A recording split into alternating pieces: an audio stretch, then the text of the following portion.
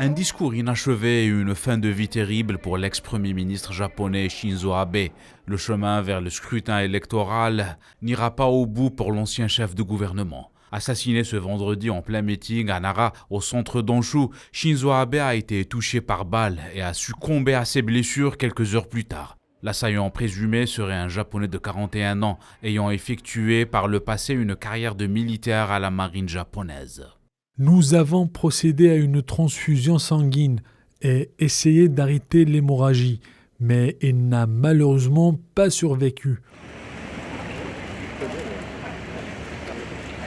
Une première dans le pays du soleil levant. Ce drame est vécu comme un choc pour tous les Japonais et sur la scène internationale. Âgé de 67 ans, le natif de Nagato avait quitté ses fonctions à la tête du pays il y a environ 2 ans, après avoir battu le record de longévité comme chef de gouvernement du Japon de 2006 à 2020. Shinzo Abe s'est fait surtout connaître avec sa politique surnommée Abenomics, un mot qui se réfère à sa politique économique lancée depuis 2012. Une orientation axée sur les relances budgétaires et les réformes structurelles, ainsi que l'assouplissement monétaire. Sur le plan géopolitique, l'ancien Premier ministre a tenté de renforcer la place du Japon en endossant un rôle de médiateur mondial.